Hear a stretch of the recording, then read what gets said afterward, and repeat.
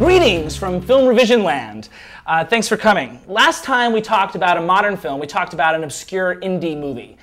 Today, to mix things up, we're going to talk about one of the summer blockbusters, Disney's tentpole picture of the year, Prince Caspian, the second installment of the Chronicles of Narnia films.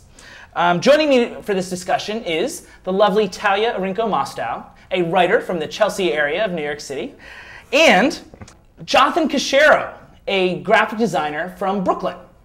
Now, I actually got to see the film with Thalia. We saw it together. So she's already shared some of her preliminary thoughts with me. So I'm going to actually start with Jothan. J-Money, you hate everything. I do hate everything. Did you hate this film? I did not hate this film. Hate is such a strong word, though. You use it so frequently, though. There's lots of things to hate. This film is not one of the films I hated. All right. But that's good. The reason I didn't hate it is because it didn't inspire any kind of dramatic reaction in me whatsoever. That doesn't sound like a good thing. I thought it was a very compellingly bland movie. And I say compelling because I'm not entirely sure why. You're aware of the oxymoron in that sentence. Well, I didn't see the last one, the movie. Oh. Because I was excited to see it, and I reread the first book. Yeah. And I thought this would make a really bad movie. So I wonder how much that would affect my opinion of this one. I think greatly. Why would it affect my opinion greatly? They interconnect a lot. And I guess you read the book, but I mean, like... I read the whole series, so But at the same time, I feel like there are things in the films that are definitely interconnected. So I mean, I don't know, and certainly the development of the four kids. That's funny, because I thought that was something that was actually kind of lacking from this movie, was the fact that I thought the kids just felt placed in there. The reason the first movie was so good, for me at least, is because it was so much like the book. Every image you remember from reading that book as a child was on screen, so it was all those same wonderful feelings you felt as a kid seeing it again. And I recently reread Prince Caspian, and it doesn't follow exactly, but they stick to it the same way. I mean, the kids don't really change that much in the books. There isn't that much growth. When I said it was compellingly mediocre to me, I was trying to think about what it was, and part of it could have been the fact that I thought a lot of the performances fell flat. Part of it, but I don't think I have a note about that, yeah. So then I wonder, okay, is it the actual original material? Maybe I've just become disenchanted with the original material at this point. I'm no longer... You're a cynical old man now. Cynical old man, jaded, yeah. That could be part of it.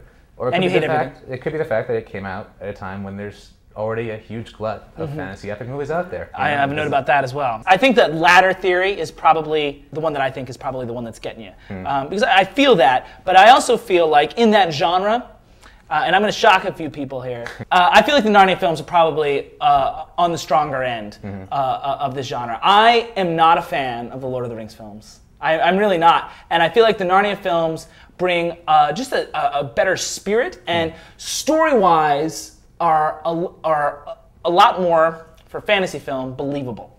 In terms of, although it does have an occasional Deus Ex Machina moment, I feel like Lord of the Rings films have a lot. How many times did Frodo, was like Frodo dead and then brought back to life again by some like mystical, Deus Ex Machina moment? I have to use that phrase because it's the most appropriate thing. It's the same thing though with The Lion, the Witch, and the Wardrobe. The thing about the Deus Ex Machina, people rising. I do have, that is an issue I have, but it's a smaller part of the Narnia films, and it's also directly tied to the Christian allegory thing, which is it's a problem, but if I'm Andrew Adamson, I don't know what I do about that problem.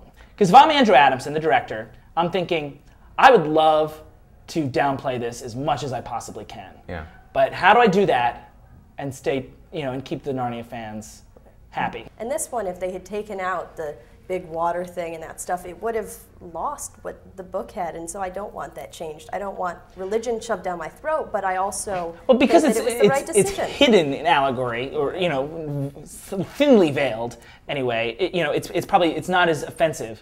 I would have really wanted to cut that whole water thing, because that's the big Deus Ex Machina moment in the film. That's the one moment that feels false to me, but it's probably one of the more memorable moments from the book, like you suggested. In the book, I think the interesting thing is that it's not so much necessarily God. I mean, in the book, there are other characters that don't make it. But it's such a Red Sea reference. Yes, it is a Red Sea reference. It's also a Noah thing. I mean, there's tons of that in there. I don't think it's a Noah thing. It's a clearly Noah a Red thing. Sea The Great thing. Flood?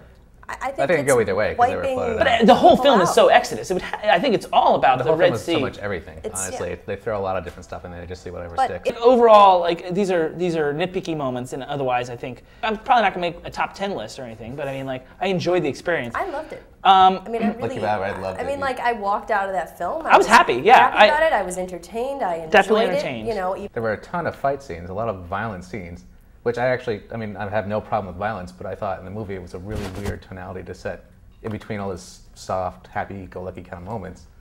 I didn't feel a lot of soft, happy-go-lucky moments. I feel like they got to Narnia and it was time for war. But I have an there issue was. with the fact that they were like cold-hearted, bloody killers on the battlefield, and all of a sudden they turn around and be like, "Hey, I'm a teenager struggling with all these complex feelings." I mean, isn't that what it is to be a teenager, though? I mean, I've never dropped Being a like four teenager guys. They alluded to in that Narnia in the opening was- sequence. They alluded to, like, you know, Right. yeah, his If somebody gave me discontent. double swords in high school, who knows what would have happened?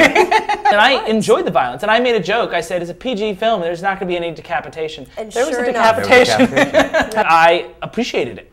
It almost Yeah. comforted me to know that it was there because it felt real. Like, it felt like the stakes were high and not this sort of sugar-coated, rose-colored glasses world. It felt like it was now a life or death situation. Right. They were still sort of kid-like for the beginning of it, and they were still really kid-like at the end of it. But in between, they killed a lot of people, and without any problem whatsoever. And they were Without any dynamic sort superheroes. But there was they- no inner struggle with that they issue had either. been adults already who had fought Yeah. many battles. but and that goes probably back had to- that. Yeah, sense but of- he's saying, like, that was one of the- they were probably, what, 15, 20 years older than they actually were? Right. Because they had lived for, you know, let's say William Moseley was 16 when he went to Narnia first. So he lived for 16 years, lived another 20 in Narnia, and came back to the real world as a 16-year-old. So he's like a 36-year-old living in a 16-year-old body. Right. There's some conflict there that you wanted to see some of. I thought the violence was great. I thought it was some of the best sword fighting I've seen in forever. That first shot when he first went at him was amazing. I think the sword fight, the one-on-one sword fight Yep. between Peter and the bad guy, Myris, Yeah. probably the best sword fight in the last 20, 25 years, if not longer. I mean, like, it's up there. It's pretty bold. Damn right. That's what I do here. I make bold statements. No, I mean, name one that's stronger. I cannot name one. There you go. I mean, in terms of one-on-one sword fights, No, it was a really good. But the thing is, I don't have a problem with the actual violence itself, the choreography or anything. I thought it was actually done really well.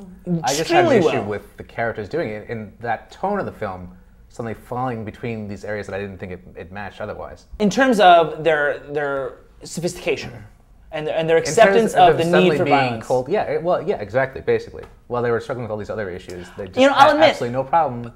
But there was moments in the first film where they had to deal with that, especially the Peter character. Yeah. They make a specific point in the film where he cannot kill at the outset, and He you know when he apparently needs got over to. that.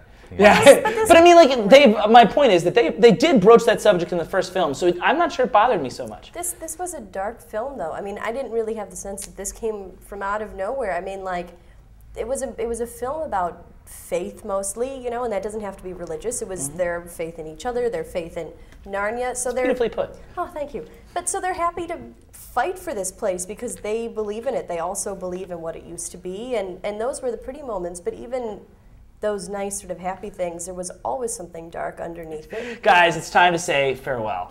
Thanks very much for coming by. Today we discussed the film currently in theaters. Also in theaters is the new combo trailer that Myriad Arts Productions has put together for Reel 13.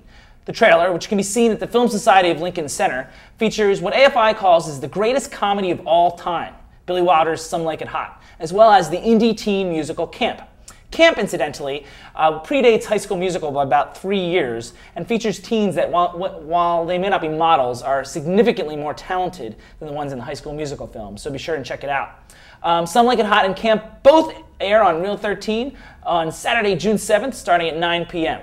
Film ReVision will return to 1983 in a couple weeks, where we're going to talk about the nuclear Holocaust film Testament. Thanks very much for watching. We'll see you then.